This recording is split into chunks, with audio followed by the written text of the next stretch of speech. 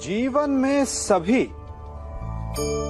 केवल सफल होना चाहते हैं, केवल विजय चाहते हैं। कोई भी पराजित नहीं होना चाहता, कोई भी असफल नहीं होना चाहता, कोई भी नहीं चाहता कि उसके प्रयास व्यर्थ जाएं। यदि एक दृष्टिकोण से देखा जाए तो ये उचित भी है, परंतु असफलता में भी एक अच्छी बात छिपी होती है। कैसे? मैं बताता हूं। सफलता आपका परिचय संसार को देती है। विजय के पश्चात संसार आपको जानने लगता है, और असफलता आपका परिचय संसार से करवाती है। पराजय के पश्चात आप अपने जीवन को जानने लगते हैं। इसलिए सफलता और असफलता से घबराए नहीं। यदि आपकी सोच सकारात्मक रहेगी तो यही असफलता, यही पराजय आपको और अधिक शक्तिशाली बनाकर प्रस्तुत करेगी और जीवन में विजयी बनाएगी। से ये सृष्टि बनी है। नदी की धारा और चट्टान के मध्य सदा संघर्ष रहा है, परंतु हर बार चट्टान की कठोरता को हारना पड़ता है, और नदी की धारा कोमल होते हुए भी कठोर चट्टान को काट देती है।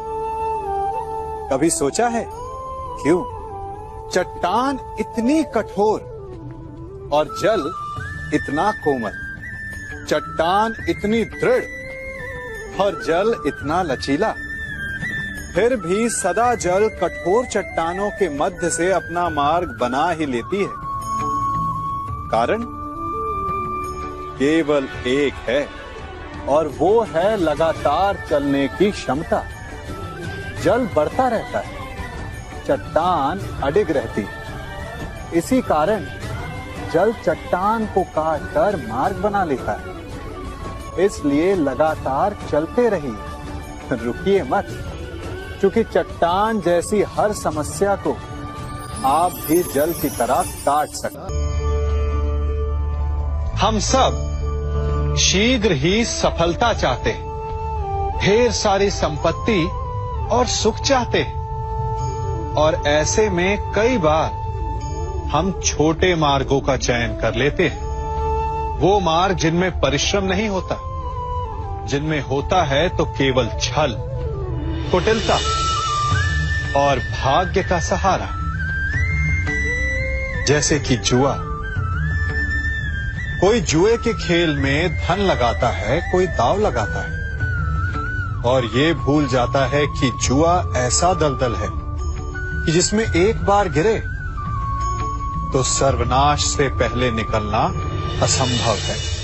यदि आप जीते तो और जीतने की भूख बढ़ जाएगी, और यदि आप कुछ हार बैठे तो उसे पुनः पाने के लिए आप फिर से खेलेंगे। मनुष्य को ये आभास ही नहीं होता कि अपनी संपत्ति के साथ साथ वो अपनी मानवता, अपने संस्कार, अपना धर्म और अपना उत्तरदायित्व तक सभी जुए की भेंट चढ़ा देता है। इसलिए कुछ पाना है तो परिश्रम से पाओ। यदि कुछ जुए में जीता तो वो उतना शीघ्र ही खो दोगे, चूंकि उसे परिश्रम से पाया नहीं गया है, और उसकी रक्षा करने के लिए आपके मन में स्वाभाविक प्रयास भी नहीं होंगे। हम सभी बचपन से ये सुनते आए हैं कि अच्छे मित्र हमारे जीवन को पूर्णतः परिवर्तित कर सकते हैं, है ना? अच्छे मित्र, परंतु कौन? जिनसे आप प्रश्न पूछें और वो मित्र बिना किसी पक्षपात के, भय रहित होकर, बिना किसी लालच के आपको उचित उत्तर दें।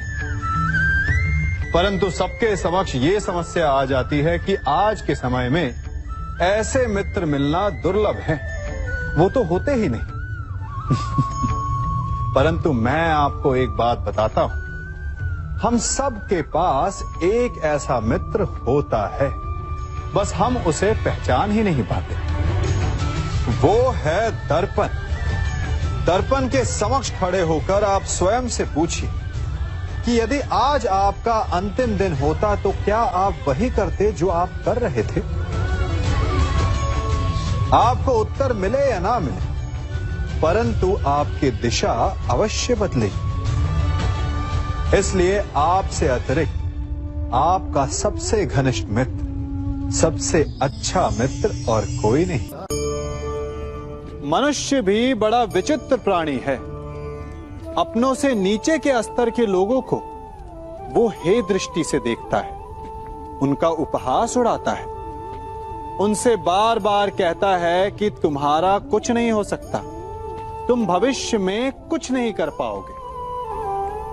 जब मनुष्य के पास धन, संपत्ति, मान होता है तो वो दूसरों का आदर नहीं करता, परंतु वो एक बात भूल जाता है कि उससे भी अधिक शक्तिशाली कोई अस्तित्व में है, और वो है समय, काल।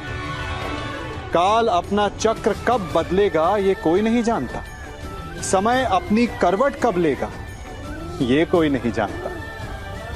कोयला भी समय के साथ साथ हीरे में परिवर्तित हो जाता है। इसलिए जीवन में कभी भी किसी का भी उपहास नहीं उड़ाना चाहिए। I know you told your friend you're not okay. Tell me what's wrong.